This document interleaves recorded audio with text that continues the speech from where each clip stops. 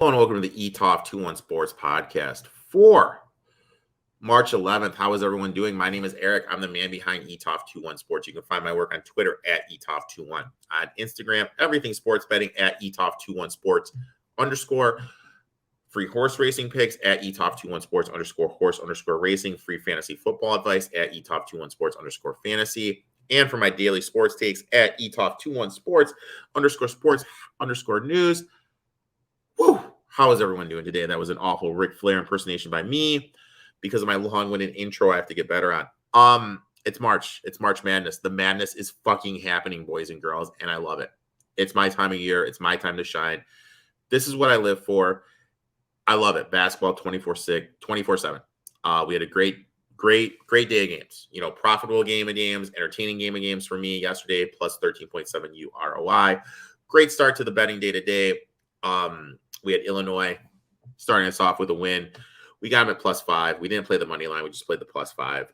Great start. Can't complain.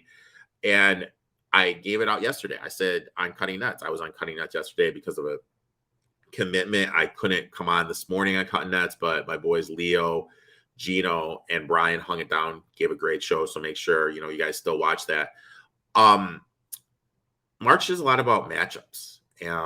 And Indiana and Michigan, they're the two teams on the top of that bracket that had size. And when we're going through these brackets, when next week, when they come out on Sunday night and we're at Monday, Tuesday, filling stuff out, we need to remember that at the end of the day, it all comes down to matchups. You need to look at what a team does good and what the other team does good and the matchups. And everyone just assumed, hey, Illinois has got this. Does Illinois got this? Because Michigan's got some size. Michigan can match up. Indiana's got some size. They can match up with Kofi. They can match up with Illinois' bigs.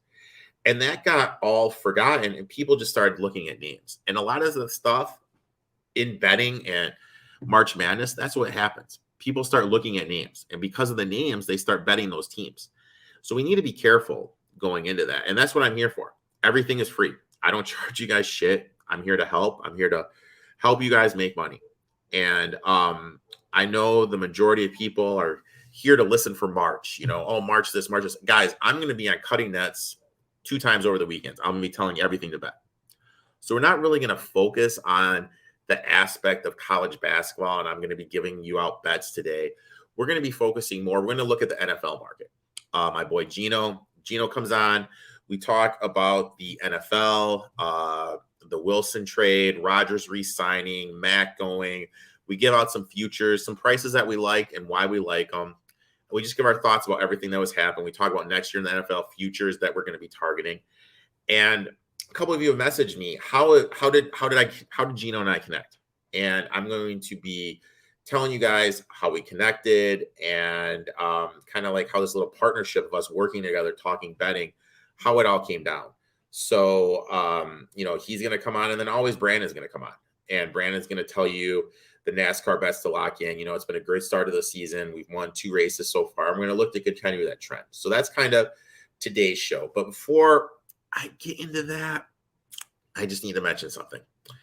You guys have to be careful. There's going to be a lot of promotions coming out saying, bet this, deposit this, get a free roll, get a free like $50, $100, $500 bets, whatever. Guys, there's rollover requirements for that. And what a rollover is, let's say you bet $100, get free $500 in free wages. If it's a 10 times rollover, you got to roll over that $500. That means you have to bet $500 total 10 times before you can make any withdrawals. So you really got to make sure you read the fine print. Also, you look at these guys, FanDuel, DraftKings, they are promoting these people that are awful sports bettors, and they're just sports better content people. They're not an actual sports bettor. I'm an actual sports bettor. I go down in the trenches. My work shows that. Anyone that's seen me on Gino's show, Cutting Nets, 4th and Inches, the NBA show with Kyle, Gino, and myself, you guys know I put in the work. And this is actually big boy money that I'm betting and that I count on to provide for my family and my cost of living and everything. But you need to be careful of that. There's one person on FanDuel. They're an awful bettor. And FanDuel's just using that person to draw in more people. They copy your bets, they lose. So you guys have to be careful about this time of year and have to be careful who you look at and careful who you follow. You see these people that are putting out 25, 20 bets. Guys, I put out, how many I got? I got 7, I think, today, and I hate it. I got 7 bets today. I think I'm overextended with 7. So you guys have to be careful who you're following. You have to understand unit size. You have to understand management. Starting Tuesday, because Tuesday we got playing games. There's a fucking plethora of games coming out, and you got to be careful. You really have to be careful because shit could hit the fan real quick if you don't understand simple money management. Also hedging, when to hedge, when not to hedge. I have some conference futures coming out. I'm not going to look to hedge, but if I am in a position in the conference final and the team that I did bet, because I did bet a lot of dogs, is giving out plus money, the team they're playing against, I'll look to hedge. But that's it. But one thing I don't like is, like, case in point, like, let's say, like, tonight I have a future on Virginia Tech. I have a future on Virginia Tech. I'm not going to bet Virginia Tech to win, but I'll bet them to cover the number. Just because I like their position against North Carolina. I did the same thing with Drake. I bet Drake to cover against Loyola Illinois. Loyola Illinois. I'll do that. I'll bet the team that I've backed to cover. Like I did it with Murray State. I had Murray State 10-1. They covered the spread, but they did not cover. They did not win the future. So, like, you got to be careful because you don't want to have too much exposure. You don't want to, like, bet a team to win a conference tournament and then bet them to win the game. That's just too much liability on one thing. If you are getting a good price and you want to bet the number, then fine, bet the number. I like that. I like that a lot. So, everything is going to be posted either on Cutting Nets, BTV, or one of my social pages. So if you guys have any questions about betting, definitely hit me up. We have a great show today. So let's jump right into it. Even though it's March Madness, I'm a football guy at heart, and who better to come on and talk a little NFL than my ride or die in this whole gambling world. Gino, how's it going today, man? What's up, brother? I know I was going to say we talk football every single week, a million times this year, previews before fantasy stuff every week, texting back and forth on betting better than Vegas stuff, my podcast, sometimes on yours. So it was a lot of news this week, though. We have a good reason to be talking right now. And when this stuff starts happening, people start overreacting, and we can find snowball value in the betting market. And that's what we're trying to help you guys do, is trying to lock in these futures. Yes, I know Buffalo is 8-1 and the Packers are 7-1. My philosophy, anything under 18-1, I don't want to be locking in right now. Yep. So Gino and I, we're going to talk. We're going to tell you our thoughts about the wheels and deals. There's 4 kind of big things that happen. We'll talk about our quarterback rankings. Then we'll dive in to see if we see any futures and everything. So the big thing, Wilson to the Broncos. After the Super Bowl, you and I talked, and we both kind of talked about, will we see teams do what the Rams did? Yeah. Because it's such a copycat league. And boom, right off the back, the Broncos are pretty much all in. But when you look at the Goff trade versus the Wilson trade, when you first look at it, they gave up like 4 draft picks, their best defensive lineman, and Noah Fant. That seems like an awful lot to me. What was your initial reaction to this trade? That's a ton. They gave up a lot, and they gave up a lot for – they're not in a spot where Russell Wilson is just the immediate fix-it. Like, we're going to talk about how the AFC is tough. Their division is tough. Are they going to be better with Russell Wilson than they were with Teddy B? Yeah, I think so. I think if Russell Wilson is back to what he was in the first half of last year, even, that's another question. Russell Wilson's coming off an injury. He did not play all that well off of that injury. That was something that you kept bringing up over and over when we talked about it. He tried to rush back from an injury. He was doing all this weird rehab. He was sleeping, 20 hours a day. He was rehabbing the finger, doing all the finger stuff. Sometimes that can have a bad, like lead to more problems because you tried to go overboard. You tried to just, I got to get back to play instead of just relaxing, taking a few extra weeks off like you should have. So while I think they are going to be a little bit better, I would not be wanting to go play any Broncos futures. This is someone who liked the Broncos this year also, but the biggest problem I have with them, Eric, is the offensive line. Yeah. This is a team now that has a better quarterback, they have a top 3. Like when you talk about their 3 receivers, they're as comparable, I think, to any group of 3 out there. They're probably that good. But who's blocking for them?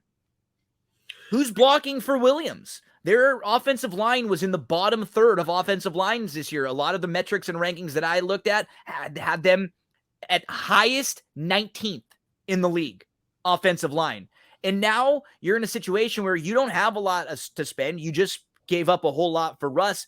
How are you going to be able to go make your offensive line better? That was a big problem for them this year. And I don't know how they're going to improve it all that much. Yeah. I mean, draft, maybe some offensive linemen get released.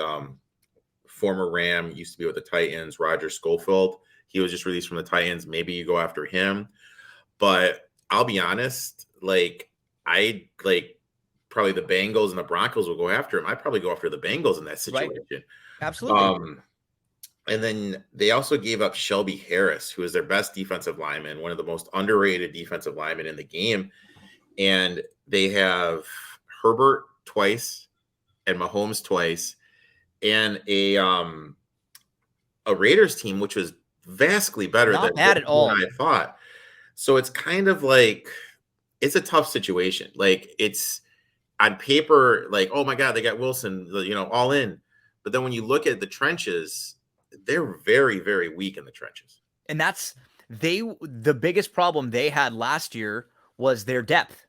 Because I actually think when they were healthy and they had all their pieces early in the year, they were a pretty good team. And I think people didn't know how good they were because they had a soft schedule to start. And that's why I played some of their futures and stuff, because when you looked at their schedule, they had what looked like they were going to start 3-0. You could just say it was really easy for them. But right after that third game, then they started getting really banged up. So as soon as they had to play better teams, they didn't really have the same team that was good. And they don't have the depth to be able to fill. And now your depth is going to be even worse. Yeah.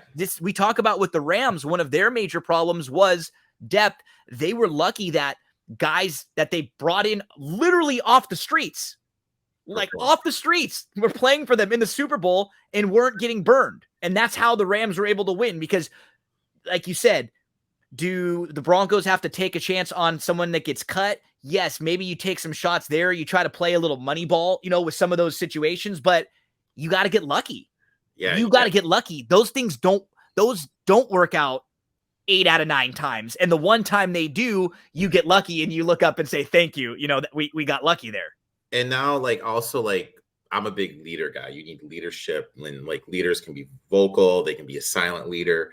There's a lot of rumblings now that are coming out that some guys in the Seattle locker room are just getting tired of Russ and is preachy, kind of. Yeah, like that. So, I mean, that's another thing we have to kind of keep in mind.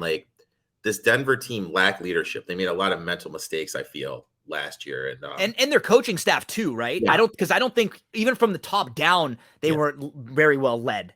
Yeah. And it's going to be interesting to see, are people going to buy in?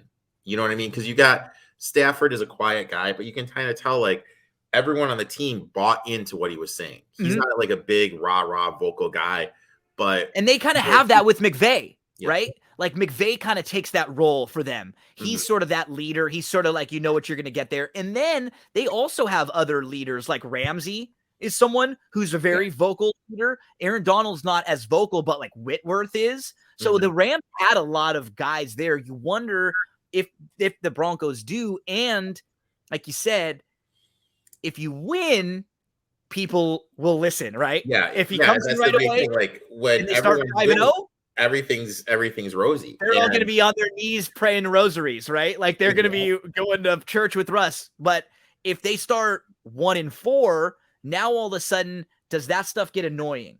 Or is like once you're losing and you're frustrated and the positive stuff and it gets like, hey, you know what? Just shut up today, right? You know, I don't want to hear it right now. Like that does happen. But that happens a lot more than people realize. Like the locker room in the NFL, it's kind of crazy. Like when you look at the sports, like you have certain guys that are important parts of it, but in the NFL they can kind of be hidden because it's so big. But in the NBA, like you're seeing it with your Lakers. There's like 15 guys. There's no hiding. Yeah, there's no cliques. No hiding. The NFL, you can go in your little groups and you can kind of, like you said, you can go weak and be in your own world with your position group or whatever and not even know what's going on with others. You and I are in the same boat in that I would not like to, I'm never going to go bet on teams that make these splashy moves because even if they win, like let's say that the Broncos are awesome this year and they go 15-2 and they win the Super Bowl. Whatever their price is, it's still going to be shorter than what I would have wanted. Yeah. And that's how I play. Like that's how I bet is that as soon as this trade happened, a few people went and that number moves a little bit. And I would wait. If I wanted to play the Broncos, I would wait and see if they lost a game or two early in the year. And then I would play them like a live wager. You know, you always have to get the best value out of it. And right now, this team is undervalued because people associate them with Russ. And we don't really know what Russ has left. And we don't really know how well this team is going to look when you put them all together. And you kind of hit in the head, like overvaluing. I'm going to name a quarterback. You tell me if you think Russ is, if you take Russ over him right now, not in the future, but right now. Josh Allen. No. Mac Jones. Yes. Tua. Yes. Zach Wilson. Yes. Joe Burrow. No. Mason Rudolph. No. Baker. That's Russ. a tough one. Russ. Okay. Yeah. Lamar. 100% healthy Lamar. See, and it's funny because I did this exactly, and I had Russ, Lamar, and Watson kind of all in the same group, like together. Watson is so hard because who the hell knows with him, right? Like it's hard to rank him. But I think Russ, I kind of have him comparable to Lamar. The difference is that Russ has won it. Lamar hasn't, but Lamar's younger with more upside and can do more with his legs. So I had them like right in the same tier. I think he's like Allen, Mahomes, Herbert, Joe Burrow. They're all ahead of him, right? Yeah. Ahead of Russ, for me at least. Yeah. So I mean, at the best, he's fifth, sixth. I have him like 7 on mine. Yeah. I have Mahomes, Allen, Herbert, Burrow. I went with Deshaun Watson. Just because, like, you know, you got to figure something's going to happen if he gets his legal thing, if, you know, whatever is going on is done. Lamar's more accurate. Lamar can run around more. He's a little bit more explosive. And then the one that was hard for me was Wilson, Tannehill, and then I remembered what happened in the playoffs. So then I put Wilson at 7, Tannehill I took back a little bit afterwards too. But yeah, those are because I had Russ, Lamar, Watson. For sure, Allen, Mahomes, Herbert, Burrow. I want all of them over Russ. Mm-hmm. Then I probably would still lean Lamar, Watson with those guys. I think Russ is probably a better option than what the Patriots have with Mac, the Dolphins have with Tua, the Jets have with Wilson, Pittsburgh has with whoever, the Browns, who I like Baker, but I'd still take Russ over that option. Like I'm one of the higher people on Baker, but I don't think Baker is like one of the top 5 quarterbacks. Titans, I'd probably prefer Russ. The Colts don't have who the hell knows right now. The Texans, your boy Davis Mills, maybe, but I'd probably still lean Russ. It's probably going to be Watson. I mean, I think it's going to be Watson. I do too. I think he'll be back. Stuff sorted out, and you know, Lovey's a good motivator guy. People like him. I like Lovey a lot, and I think Watson does too. And then we don't know what we're going to get for Lawrence. And I mean, something to remember with Lawrence is Doug Peterson. You can say what he wants. You know, the guy's a nut. He's a little kooky. Carson Wentz was playing his best ball, Played great with him. right when he got there. So we don't know what step Lawrence could take. Lawrence is going to take Carr isn't after bad. a whole year of basically getting no coaching from Urban Meyer. We don't know like what type of sponge we got in Lawrence, and then you got Derek Carr. He's just kind of like a dude, but he wins, and he's not that talented. And that guy's a good leader. So I just think people are kind of overreacting. And like you and I were messaging back and forth, I'm going to take the under and them not to make the playoffs. Yeah. I think that's the bet right now. Yeah, absolutely. I mean, you look at the AFC, like we just said, he is at the highest right now. If like the best Russ, if he's 100% healthy, I would have him in the 5th through 8th range, right where you were. Like there were definitely 4 guys that I could not put him above, and then maybe a group of a few that he could be right in that range with. But we got to see it from a health standpoint too. He's one of the more fascinating guys to talk about because, it shows you, like, if you're a Bengals fan, it's kind of scary to look at a template of Russell Wilson and the Seahawks. Now, what's nice is they won a Super Bowl, but you win a Super Bowl and then you get right back the next year and you lose. And you got to think like, oh, we're going to be there all the time. And then you look at it's just boom. Like you're not there anymore. That was 2014. That was the 2014 Super Bowl for the 2013 season. And that was when Russ was on his rookie deal. That's another key. He was on the rookie deal. They had a lot more options then. As soon as you start paying the quarterbacks up now, and if you are, the Rams got lucky because the Rams had a lot of players that they paid over the top for. They needed things to break their way, and they needed those guys to be really awesome. Teams that are going to go in to make this Russell Wilson, Matt Stafford move, you better make sure it's the right move because you could get yourself in real trouble. And it kind of creates value. I'm looking at it right now. And I mean, granted, since they announced the Mac trade, the numbers moved down a little bit.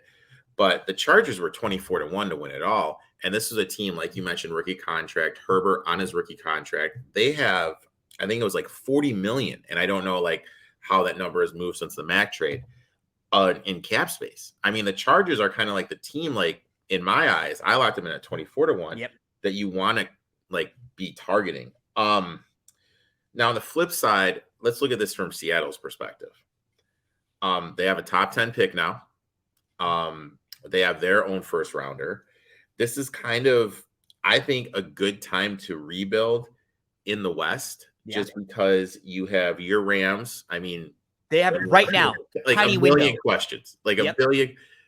You don't know what's going on with Whitworth.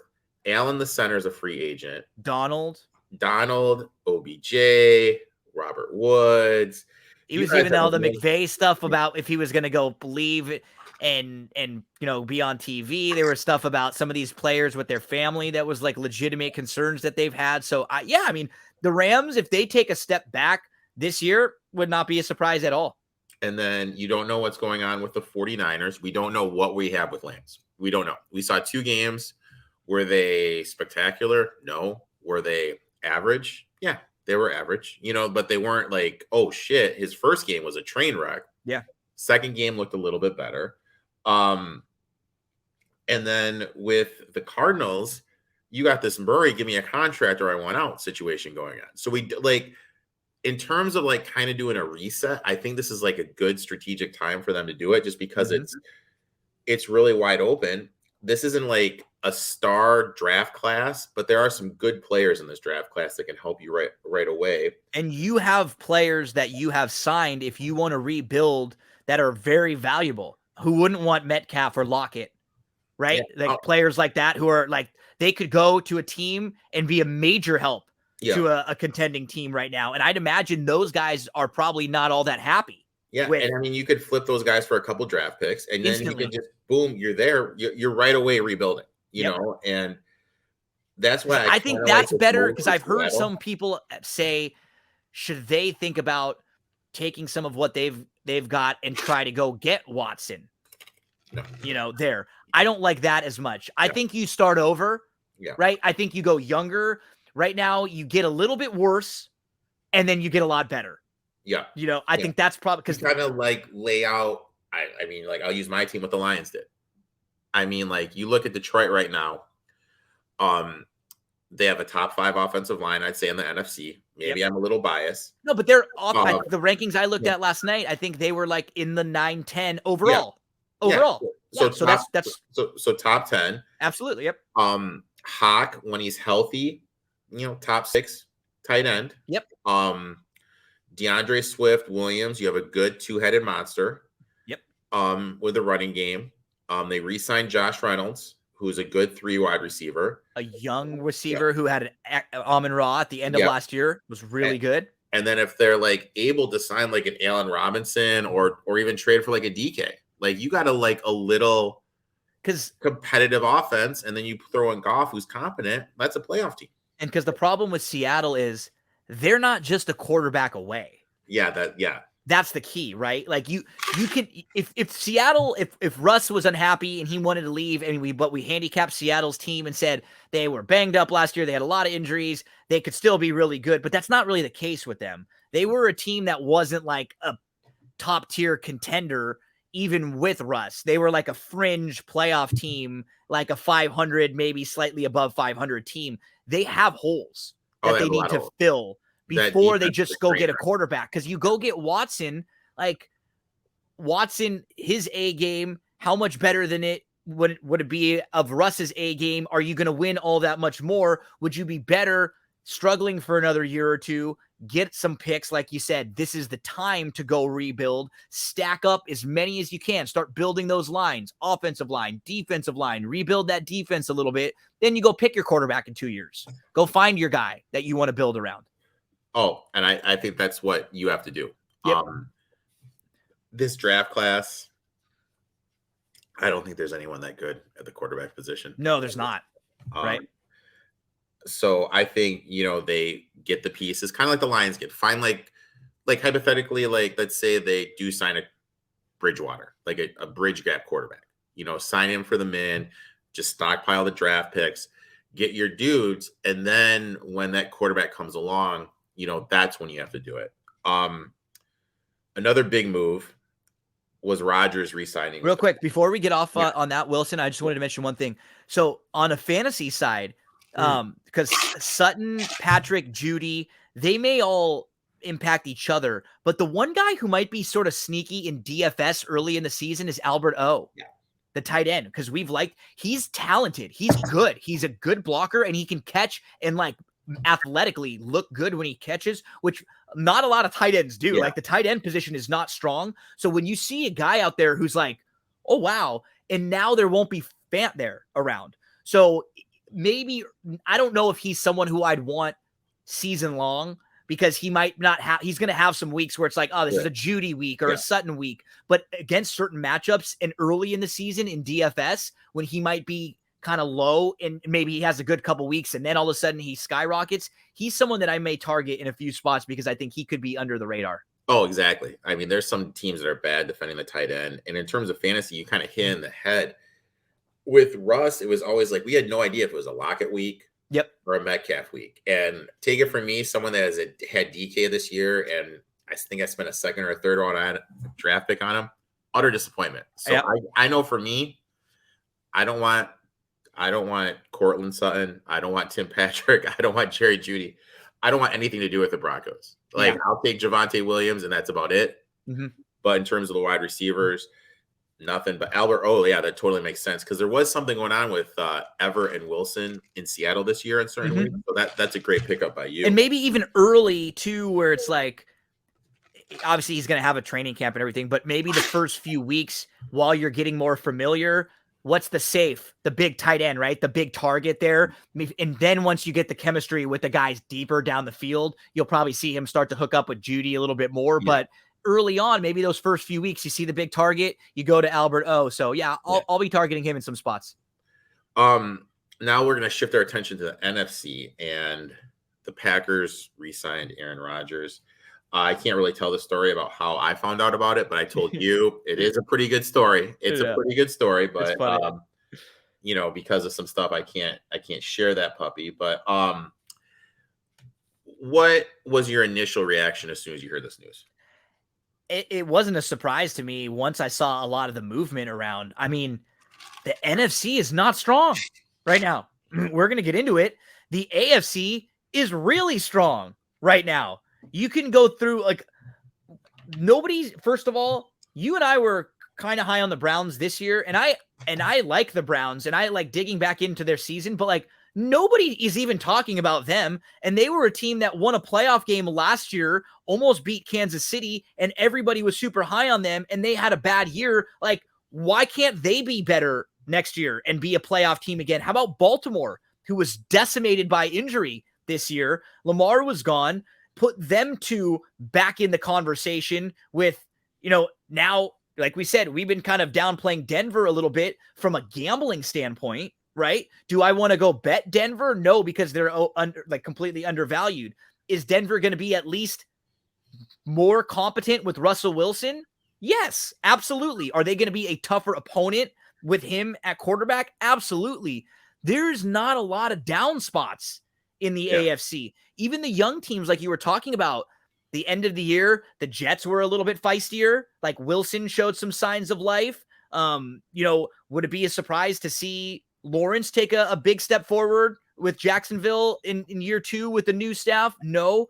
I would, like, as a Rams fan, that is what makes me feel a little confident, even if they do have a lot of questions. Like, we're going to look around and like rank our NFC teams in a minute. It's hard once you get past like 3. It's really hard. And I mean, like you kind of hit the nail on the head.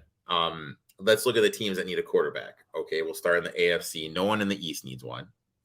The North, do you really want to go to Pittsburgh, compete with the Browns, which underachieved, compete with the Bengals, who have Joe Burrow, and compete with the Ravens, who were picking up people that were working at Walmart and Meijer? You know what I mean? Like, do you really want to go in that division? The South, do you want to go to Indy, where you have to compete with Derrick Henry and the Titans, who are just – the Titans are that team that are like – they kind of remind me of like the old school Pistons team. That real stars, great coaching, and just compete their effing asses off. Yep. And like at the end of the day, not flashy at all, not really sexy, nothing about them. Rip Hamilton just running off screens, and Tayshaun Prince, Chauncey Billups, Ben Wallace. Shots to win it. You know what I mean? Jaguars improving, and then the West is like, it's the wild, wild West now. All 4 teams are legitimate playoff teams. So it doesn't make sense for him to go to the AFC. No. And then you look at his personality, he's a dick. He hates Brett Favre. Yeah. Favre only got 1 Super Bowl. You think he's not like, hey, this is my best opportunity to get a ship. Mm-hmm. This is it. This is my best opportunity. I don't know if this has anything to do with it either, but I wonder, with everything that happened with him the last year, man, I can't remember a player who so quickly had like the public narrative change on him where he didn't really do anything. Like, he didn't murder anyone. He didn't get caught anything like really bad. It was just saying stupid shit. Dumbass shit. You know what I mean? And just so saying, like, everybody loved, like you said, he was always kind of a dick, but nobody, like, people liked him. They rooted for him. They always talked about him being better than his resume of wins would suggest, right? Because I think when you watch Aaron Rodgers, he is, to me, one of the most talented quarterbacks I've ever seen play. The kinds of things that he can do on the field, but that doesn't mean that mean wins. In the playoffs, he has had some letdowns. Yeah. Some times where he didn't play the same Aaron Rodgers game. Was that his fault always? No. But if like happened with Drew Brees, and sort of like where you are with Russell Wilson right now, I know everybody can't win 10 Super Bowls over and over, but when you have a quarterback like that, and that position, that box is checked for you for so long, and you don't have to worry ever about that spot, and you only win 1, that's disappointing, especially with their division too. You're a Lions fan. The Green Bay is basically cakewalk into the playoffs every year. I'll 100% agree with that. And I have a hot take. You ready for this? If Cutler doesn't get hurt, they're not winning that 1 Super Bowl. I know. Chad Henne, like the former Michigan dude. That's who he beat. So for whatever reason, this guy has completely shit the bed in the playoffs. And now, don't get me wrong, I had 49ers futures that you were as well aware of, but if you would have told me, hey, they don't score an offensive touchdown, they get 3 points, and they rush for less than 150 yards, we think they get destroyed. They lose by 50? You're going to say, yeah, what? You know what I mean? Destroyed.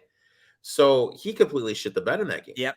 He completely shit the bed in that game. And as much as we want to point out the special teams deficiencies, because that's like, that's what people are going to remember, that loss, I think, is on him. I do too. I do too. He looks at Adams too much. You got people around him. Just throw it to Aaron Jones on the backfield, but you just go to Adams. So he sometimes gets like, and we're seeing it now with just the way that we've gotten to know him a little bit more this year with some of the stuff that he said. You and I, a lot of times, will say things that bother us about maybe certain coaches or players that get too cute. Yeah. To me, he gets too cute all the time because Yeah. he's worried in here a lot about perception, what people think.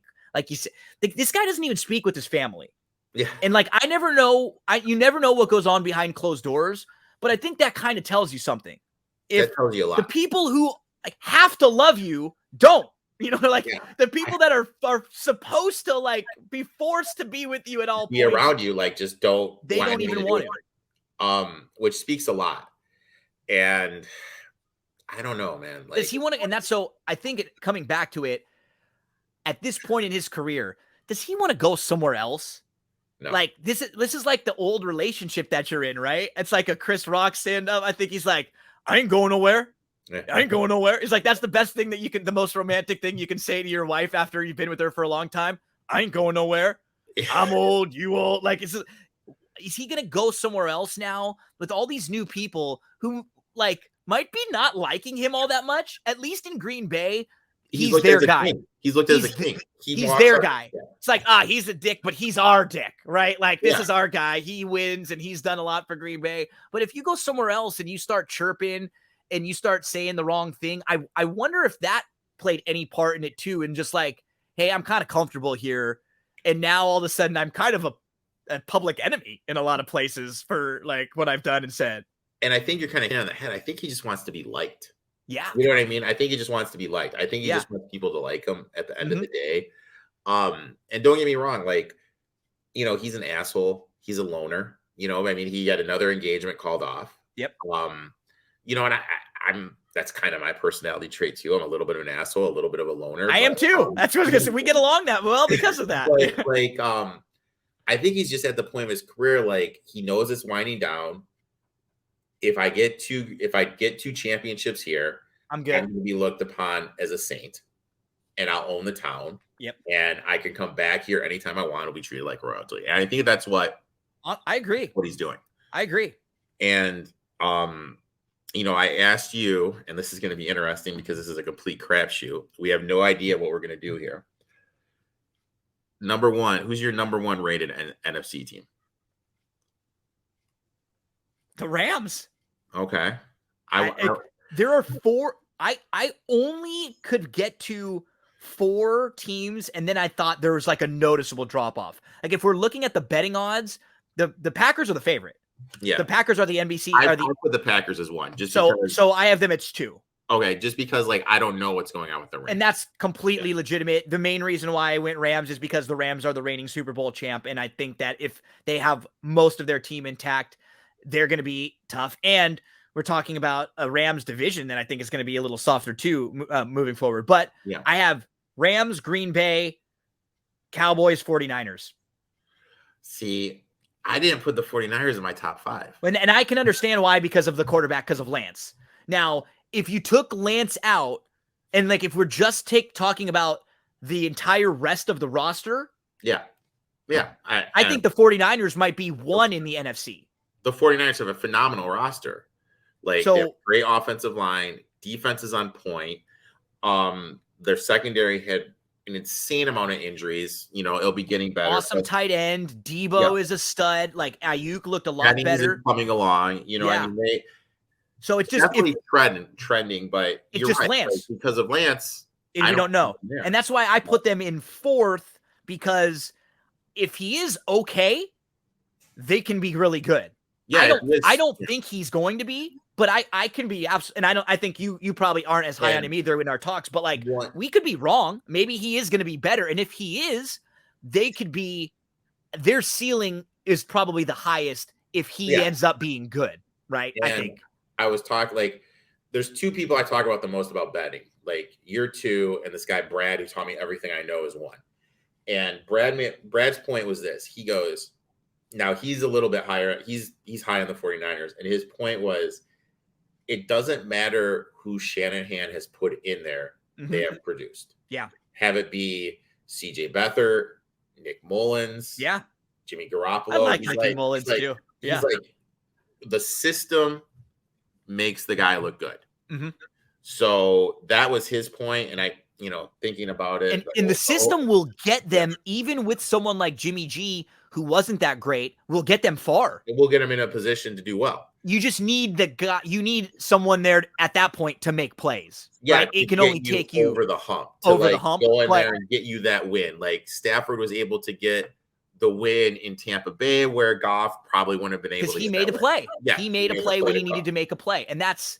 But what's nice is they've got that good floor. I feel pretty confident about their floor, like, because even when they have a bunch of injuries and stuff, they're still really competitive.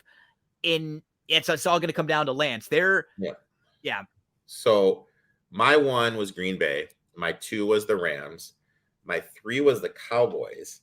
Now I'm going around quarterbacks I feel are going to take a step forward, what their roster has. I'm going with the Eagles as 4 because I really think the second. They were my 5. Yeah. I really think the second half of the season, the coaching staff kind of figured it out. Yep. I think Sirianni is going to look back and say, hey, you know what? I panicked here. Yep. We had 60% of our runs on our early downs. We were having a succession. I panicked. I started passing the ball a little bit too much. They do have like 3 first-round draft picks this year because of those trades they made. So I think the Eagles, and we talked about future markets, they're currently at the book 20-1, right? I got 20 to win the NFC, I think, right? Which is a great price, for someone. And, is Hurts going to take that next step? I don't know. But the thing is like with how depleted it is, and a lot of people forget about this, if we lock the Eagles in at 40-1 right now, or 20-1, like you said, and they get that home game, they're going to be a favorite probably in that home game. Absolutely. Even if it's a small favorite, boom, we got profit. We don't even think about it. So there were 3 like these high numbers. Yeah, there were 3 that I had to win the NFC, and there are 3 teams that we just mentioned, and they weren't my 1 or my 2. They were the 3, 4, 5 ranking. I think the 49ers were 6-1 to win the NFC. Dallas was 7-1, and Philly was 20-1. Those were the ones that jumped out to me that were on my list of plays, because Green Bay's too short, Rams too short, wouldn't play either one of them, too many question marks with the Rams. But then after that, you start looking around. I mean, are you confident in Arizona with Cliff and Kyler and everything that's been going on there, and like the vibe? And not to mention how they felt like fallen apart in the second half of seasons the last 2 years. And then there's off-season stuff with him wanting money and everything. Unfollowing him on Instagram, not following. I mean, we go to my number 5, I think, is going to shock you. I think Atlanta my number 5. I knew it. And that was, I have them 6. I have them I have them ahead of Arizona, mainly because that division is totally up for grabs. You have no idea what's going on. You look at the Saints. I think the Saints are going to fall off a cliff. Me too. And what about Tampa? Who's quarterback for them? You have no idea what's going on with Tampa. And with everything that's going on, am I the only one that remembers Alvin Kamara got arrested in the locker room of the Pro Bowl game? That's completely disappeared. Nobody's talked about that. Nobody's talked about that. So you have the Kamara thing. They have a new coach too coming in. Winston coming off an ACL injury. Taysom Hill. You don't know what's going on there. Tampa, they had a lineman retire, Brady retire, Godwin coming back from an injury. Million questions going on there. Panthers, complete train wreck. No idea what's going on there. I mean, just by default, they're going to be hosting the playoff game as of right now. I like them at 60-1. Well, they this year they weren't good, and they won. I think that's a coaching thing sometimes, right? Yeah. Like their metrics and a lot of their advanced metrics, they were one of the worst teams in DVOA overall. Oh yeah, But they were like they're around phenomenal. 500 at that point. They And they were were still winning on the margins and sort of like overcoming some things. Hell, we just felt like Ridley didn't play at all. Ridley was a second round pick in fantasy for like most people this year, top 3 rounds. He Would was you supposed believe in one team I had Ridley at the beginning of the year? I had Ridley and Metcalf as my wide receivers. I had see for me what hurt like there were 3 guys that in like all of my leagues I was targeting these 2 guys because I figured one of them will really hit, and I want combos of Ridley, Terry Mack, and Lamb. Oh, those were my 3 and I in like my 8 leagues, I had combinations of those guys on like 6 of the teams, and all it was just brutal. Just so brutal. I mean, this was a team that was competing with Cordell Patterson as their best player. Yeah. And the running back class is deep this year. You can get someone in the 3rd round that can come in, move off of Mike Davis. Defense is much better. A lot of actual playmakers and pieces on the defensive side now. Garrett is another insane defensive lineman, vastly underrated. So another year for the stud tight end to take a nice step forward. Going to take that step forward, mature. I think Pitts is going to take off next season. I actually have him as my number 1 tight end overall. Yep. I think they're in a good position. And like when you get a huge number like this, you can easily hedge and make profit. And that's what it's all about. It's about situation, right? Are we looking at Atlanta saying Atlanta is a better team right now than Green Bay or the Rams or the 49ers or the Cowboys? No. But what we are saying is like what happened with Tennessee last year.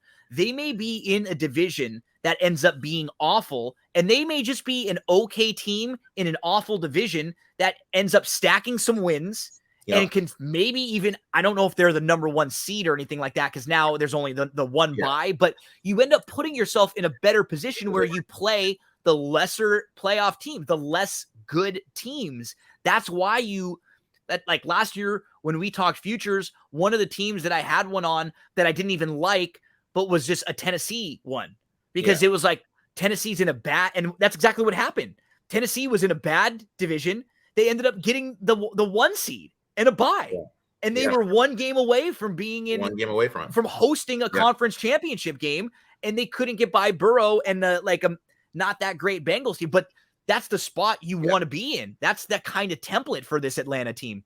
Yeah, and like you have to play who's in front of you, and like you hit the nail on the head. Like it's not their fault they're in a shitty division right now. No. So and then come playoff time, or as things get more serious, then you reevaluate. Like you said, then you hedge or do you change who you play, but you got to get there first. That's the key, getting there. And then once you're in, now it's the next seat. Like that's the first part, get there. And then everyone's got a shot. Now you and I do a ton of work together. And don't get me, I love it. Like I probably talk, God, I don't want to call her my girlfriend. I'll call her the girl that I am dating. The girl that I am dating, I probably talk to you more than I talk to her. I know. I was thinking about that too. I was thinking about that too.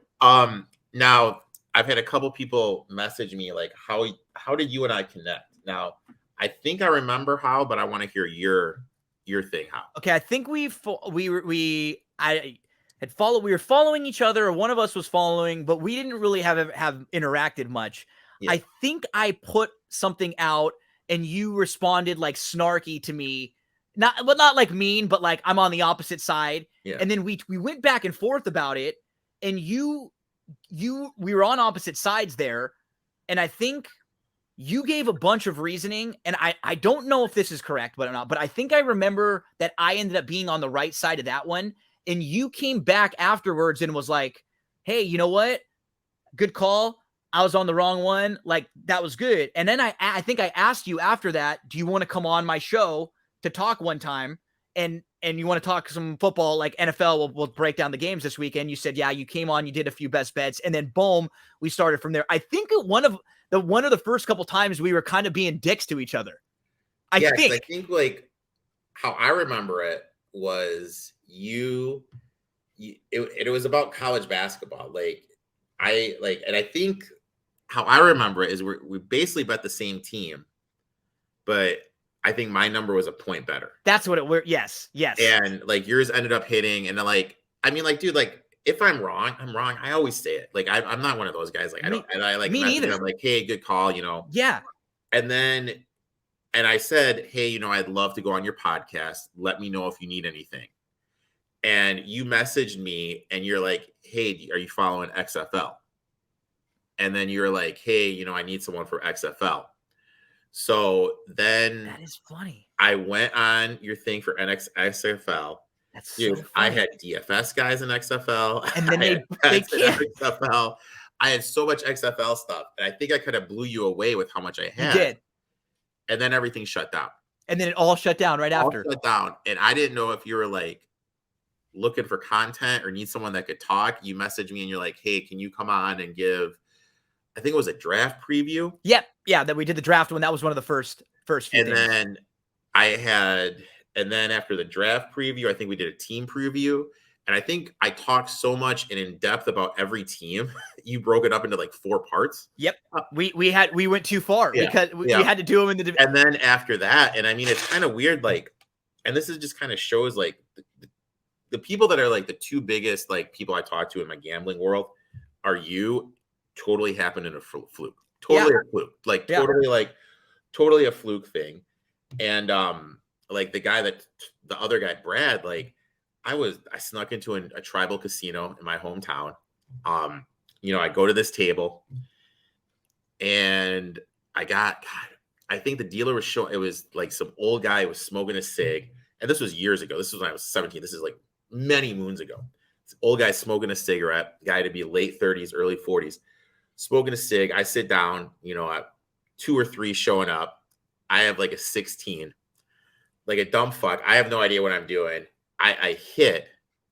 He's smoking a cigarette. He's like, he looks at me, he goes, what the fuck are you doing?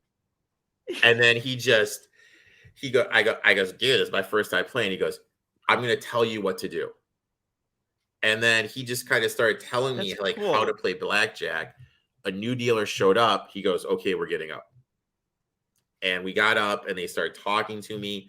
And then like, I don't know, like he took my phone number, like maybe looking back at it. He took you under his wing, you know? Yeah, he just took me under his wing and he taught me a lot. So it just goes back to like the thing, like you never know where these connections are going to come from and friendships are going to come from. And so I learned from you too, because I think as gamblers, right, especially people like you or I who do as much work as we do, right? I have a big, like, ego is the wrong word, but I'm really confident in the work that I do. And it's because I do the work, right? I'm like, when I make a wager or when I have an opinion, it's because I've put in hours. We've watched the games. We've looked at all this stuff, right? So we have big egos. So then when someone comes in and tells you F off or you're wrong or screw this, like we immediately want to go right back at them and be like, no, screw you. I'm better than you. Look at what I can do. You know, what's great is that I remember like right off the bat, even maybe thinking that with you, like, who the fuck is this guy? You know, like right off the bat.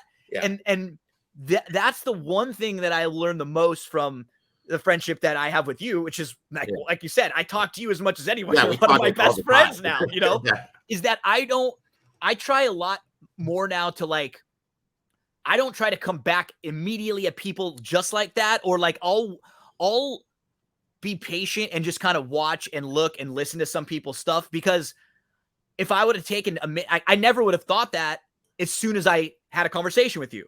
As soon as I looked at your work, as soon as I watched like a video or like read a blog of yours or any of the written work that you had. And I think a lot of people who probably think I'm an asshole or think I'm hot shit or whatever, they probably haven't listened to some of my stuff. Yeah. They probably saw some goofy thing that I did somewhere and they're like, who does this guy, you know, like, what the hell is that? But if somebody sat and listened to our NFL weekly conversations, we talk about every single game, every single week. From all sides. And there's no like biases. Like we'll bet one team next week and then completely against them the week after. You know, we'll talk fantasy and gambling and everything. And it's so at that point, I just appreciated the work you put in too, because I don't like to do like one game or 2 games. I like to go through it all. Yeah. I never know who's I am listening. the same way. Like, you I got never to know dive who's in. watching, because then if I handicap just those 2 games, I might not have found something in the other game that I might use next week, right? Like something about that team that I might not. For me, it's all about the info. Yeah. Like, Oh, yeah, for just sure. 100%. stack the info, because next week or 2 weeks or 3 weeks from now, I might need it. You mentioned the word sponge earlier. Yeah. Like, and when you go in a quarterback room, that's what I try to do nowadays, Yeah. is just listen to smart people and absorb everything that I can. Yep. And I mean, like, I've learned a ton from you. Like, Oh, same and thing I mean, with you. it's kind of funny, like way back when you're on TVG, like my buddy Dan was obsessed with you. I think That's he was funny. like, he would like call in all the time to the show. That's And funny. he trips out now because like you and I are working together. That was a nice little trip down memory lane. I Dude. know. I Nice know. It little was trip. a lot of fun. So you have a lot of stuff coming out. So why don't you tell everybody like where they can find you, what you have going on, the whole 9 yards. Yeah, everything comes on Twitter, social media. It's me, Gino B. My podcast, That's What G Said podcast. I think we're at 285 episodes about right now, coming up on 300. Every week, there's at least one. Usually, most weeks, there's usually 2. Some weeks, I've been just doing so many live streams and content that I'll only put like 1 on the weekend, because then I have a bunch of other stuff earlier in the week that I just would have put on that podcast. So, man, with Better Than Vegas, we're doing a ton of live streams over the next few weeks, everything for college basketball. Mondays and Thursdays, I do harness racing there. Tuesdays and Sundays, we do NBA. Saturdays, we do college basketball, all for Better Than Vegas on those streams. And then the podcast comes out. You join me every Thursday to talk NBA. We go about an hour and we discuss like every team, like pretty much in the NBA. You're in the Pistons. Yeah, we bounce all around. We crap on my Lakers. What a weird world. We're shitting on the Lakers and we were pumping up the Pistons. I know. It's like, what the hell is going on? And it's kind of like you mentioned the harness racing. I'm flashing back to the TVG days where you had, what was it, the battle? Bonkers for Yonkers, baby. That was my Yonkers. thing. We had the little graphic. My head would fall out of the tree and it was spinning around with the apples. And the old school days. Gino, you have a million things going on. You got Santa Anita later today. Thanks for coming on. I think you and I are going to be live tomorrow morning, Saturday at 10 Eastern. Yep, 10 a.m. Eastern time. Sunday, I think we'll be around the same time. Sunday college basketball slate isn't as big because a lot of the and then 2 for NBA.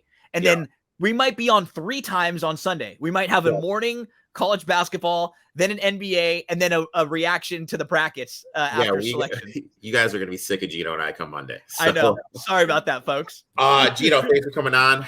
Anytime, buddy. Let's make some money in this college basketball slate. Do you have anything? I mean, I'm grinding out Indiana +5 right now. I don't know if you have anything going on, but a couple things later on today that I locked in. Let's see, where are some of the ones that I've locked in for later? Like that, you got Vautech, right, as one of your futures? I got Vautech. I played Vautech today. Okay, nice. I mean, I got Miami in the Miami Duke. I was on the Miami side there on the Miami Duke game. I'm on the Creighton side later on tonight in the Big East, because I'm just a little anti-Providence. And shout out to Oklahoma for you. I like Oklahoma a little bit later on tonight. 7.5. I played them plus the 7.5 there. I think that's just a little too much for Texas Tech, who's not like an overwhelm. I don't like to play Texas Tech when they're laying a bunch of points like that. If they're a dog, if they're a dog, or maybe like against a team that might be a little better than them, I think they can punch up. But like my Trojans, like we saw them last night, I don't like laying big numbers with them. They're like those defensive teams that don't shoot a lot. They like the small margin for errors. Yep. I was really hoping Vandy would like tick up to because it like ballooned up to 11.5. And now it's down to about 10.5. They're getting a little bit too much. I'm not getting what I want. I got Indy +5 right now. Rutgers +7. My Sparties +3. Oh, I got Rutgers also. Yeah. I feel you got to take the Rut. Yep. I got Oklahoma like you, and then I got to fade Memphis, dude. I got UCF rocking tonight. So hopefully we can make some money. Carry it on to tomorrow. I'll talk to you bright and early, man. You have a good rest of your day and good luck in your bets tonight, my man. You too, buddy. Good luck. And now we shift our attention to NASCAR. This week, they're going to Phoenix. And who else to come on? He's got his Hurricanes. I got my Sparty stuff rocking because we're in the middle of March. You know, big game coming up against Duke in a little bit. Brandon, what's going on, my man? Nervous, man. Ready for the weekend, but also sitting on tonight's game thinking we got a huge chance to move up in the bracket. But also, we know when Duke plays best, and it's normally now. So we'll see what happens. I mean, I don't know. I'm just not – how can I say this? I think Duke sucks. There, I said it. Don't shoot the messenger. I think Duke sucks. I think you guys are live tonight. I think you guys are real live tonight. But this is – you guys are here for NASCAR. So let's dive right into it. We almost got Truex home last week. I mean, dude, he was flying. He was looking good. Dude, he was. And I was kind of mad because we also took the guy that we stayed away from all last season, Eric Almirola, who had a top 10 finish in 6th. So we had some guys up there. It looked good for a while. It didn't work out at the end with strategy. Clearly, Kyle Busch was pissed off, running his mouth again at a guy that won a race. T-shirts came out. So you know what, dude? Interesting. Sunday should be real interesting. Here's the thing, dude. I like Kyle Busch because I'm a dick. And I kind of see like he's a dick, I'm a dick. It like, you know what I mean? Like just because you're a dick that you have to like him. He's an asshole to everybody. Yeah. Even his wife. Like if you read her book, Samantha Bush's book, with all the infertility stuff they went through, he's an asshole to his own wife. So I'll always label him a dick. I've called him a dick to his face. I will continue to do that anytime I run into him. So that's how I feel about Kyle Busch. All right, so let's dive into this. I mentioned him. My first pick. I'm piggybacking off last week. We're gonna go Truex plus 750, 1 unit. You look at it. The spring race last year, he had the best car. He had the best car for long runs, and I think he kind of figured out a lot about this next gen car with how he ran last week in Las Vegas. So I like Truex here, locking him in plus 750, risking 1 unit to win 7.5. Good pick. I like it. I'm going to roll with Chase this week. You guys know I won't pick him every week. I know he's one of my favorite drivers, but I like him at Phoenix. He won a championship at Phoenix. He's always ran consistent at Phoenix. I'm not a great stat guy like you are, but if you guys do look up the stats with Chase, it does look good. So Chase is going to be my heavy hitter lock of the week for me. Okay. All right. And we're going to go 1 unit on Chase to win 8.5 units for that for show tracking purposes. My bet number 2, I'm going with Ryan Blaney. He was part of the crew that did the next gen testing at the Phoenix track. And during that, he had the fastest lap time for the testing.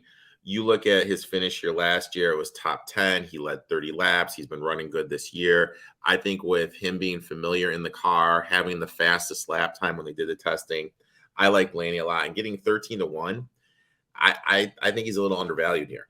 I'm going to steal that pick with you because the more you just talked about that, he's had 3 great starts this year, and 2 out of 3 of them, he's just been in the wrong place at the wrong time. So I do like Blaney as well. It's a good pick at 13. And we're going to do 1 unit to win 13 with Blaney. So we're sitting at 3 units right now. What's your next one? I'm going to jump up to Tyler Reddick. He had a 7th place finish last week.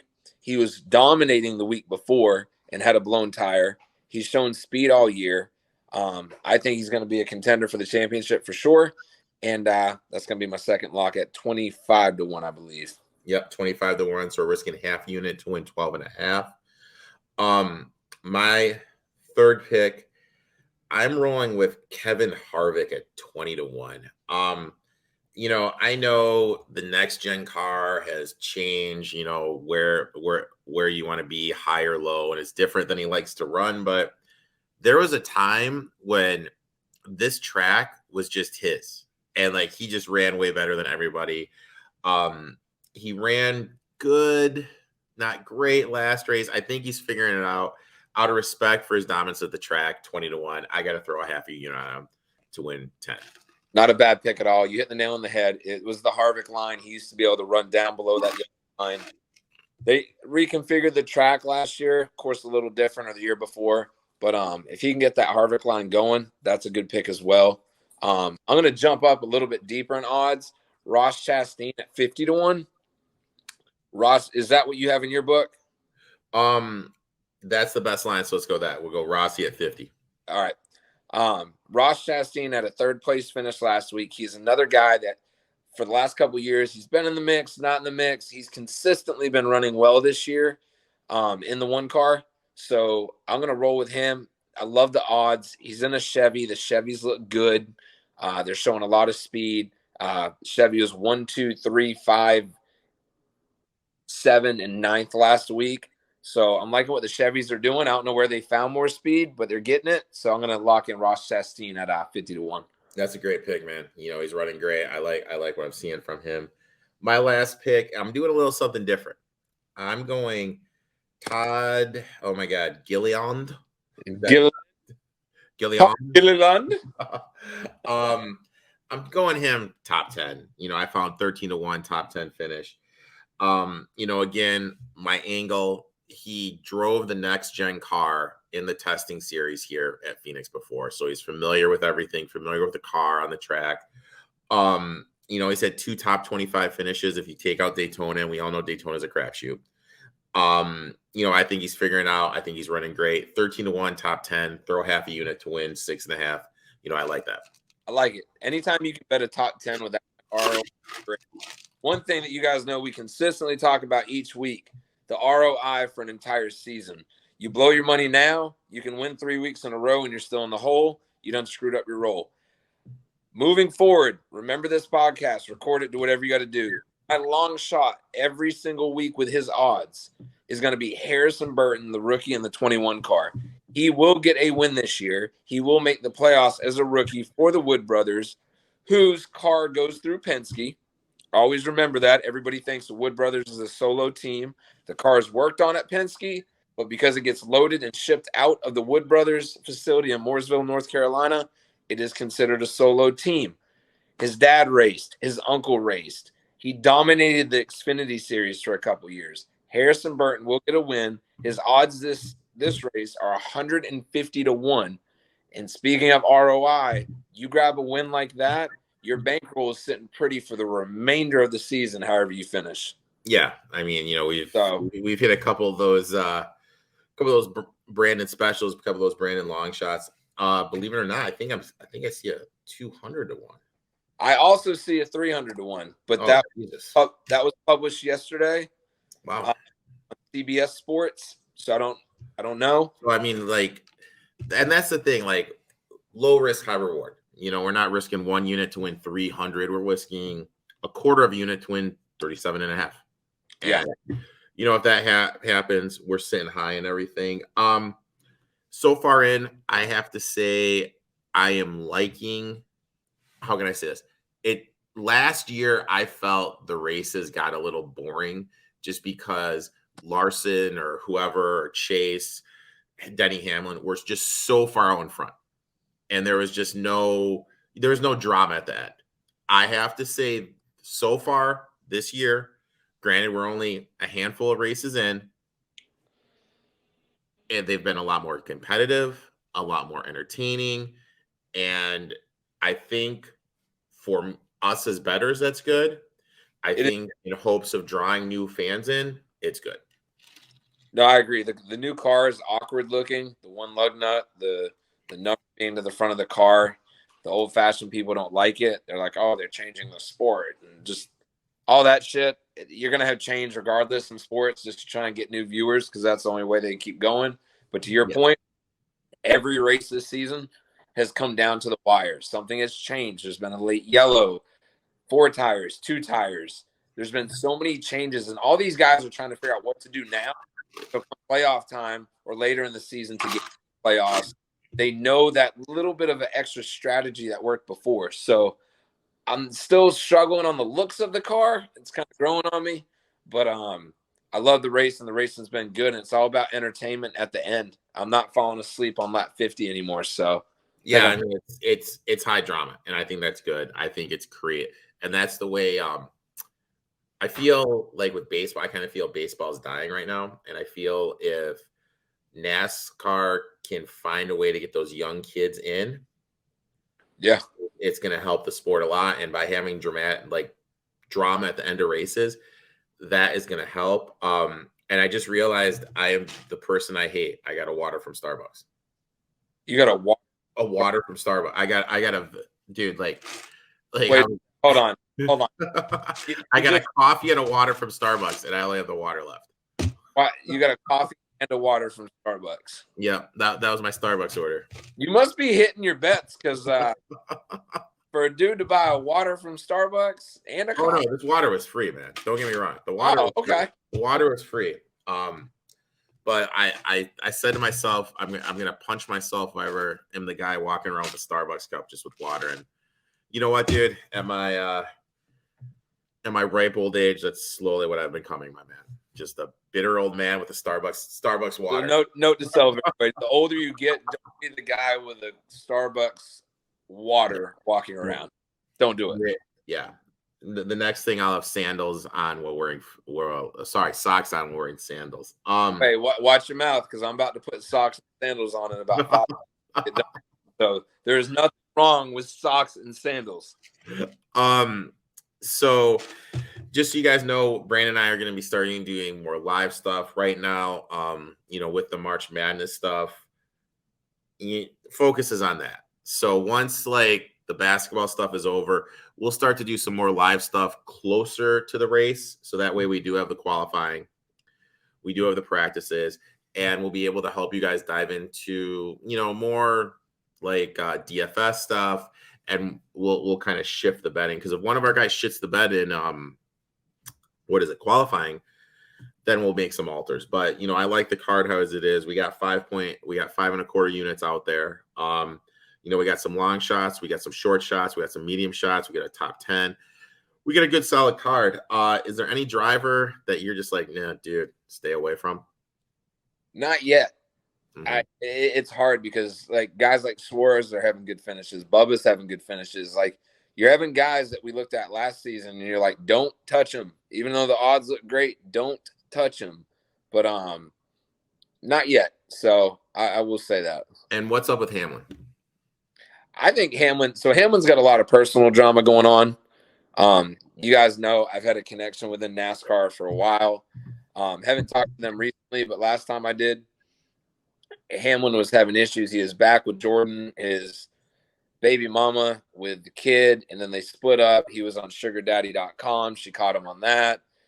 He just actually posted something on Instagram 2 nights ago asking for recommendations of how to sleep better because he's been up until 4 a.m. almost every night. I think a driver also owning a team is such a bad idea. You're on the track racing against a team that you own. You're focusing on how to grow that team with Michael Jordan. You're not focused on driving. He's just got too much. He's got too much stuff. He's got too much stuff going on. Plain and simple, he's just got too much stuff going on. Back and forth with the baby mama, driver, owner. He filled it too big, and I wouldn't be surprised. This is a shot in the dark. I wouldn't be surprised if you see the man retire within the next year or two if he doesn't win a championship. Wow.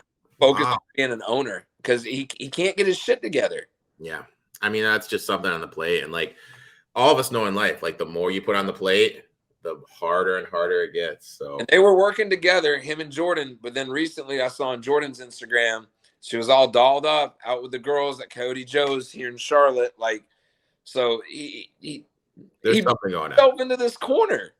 He had the life with the supermodel, the child, all this stuff, and then you're on sugardaddy.com. It's dude, you put yourself here. Sorry. Hey, you know what? Hey, I'm not one to judge, but you got to get your shit together, Denny. Hey, so after I say sugardaddy.com, you say you're not one to judge. Are you about to go look that site up? Oh, dude, I looked up the site last year.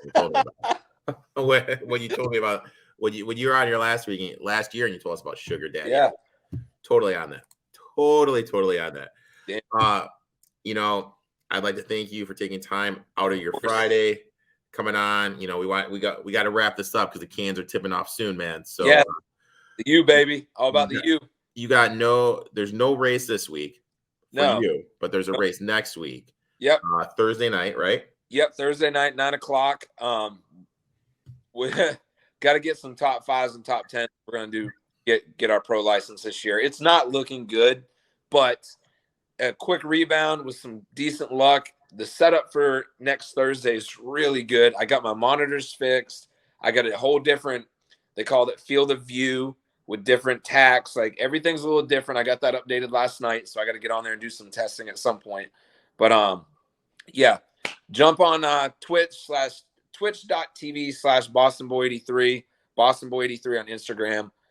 If you can post it, I'm going to try and really sit down over the next couple of days and put a real good DFS lineup together. Yeah, I'll definitely share it to me. I'll put it out there, man, for sure. Put it out there, guys. I've been close. One driver has screwed me each week, so I have not won DraftKings money so far this season, so I'll disclose that.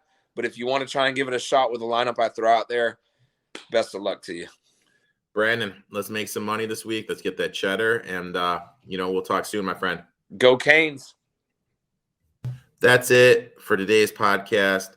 Thanks for tuning in. Thanks for watching. Thanks for listening. Like and subscribe to the Etoft21sports podcast. Leave a review if you can. I'd like to thank this week's guest, Gino Bacallo, for coming on, talking a little NFL, talking some NFL futures, and always my man Brandon coming on, talking some NASCAR, telling you the bets to lock in. Guys, we got a locked and loaded weekend. Make sure you check me out Saturday morning on Cutting Nuts, Sunday morning on Cutting Nuts, Sunday afternoon, Kyle, Gino, and myself talking a little NBA. And then finally, Sunday night, I'll be giving my reaction. So you guys are going to see me all over the place. Like I said, any reviews would be greatly appreciated. 1-1 so far on Friday. Let's finish the night game strong. Let's make some money. Let's cash some tickets until next week, boys and girls.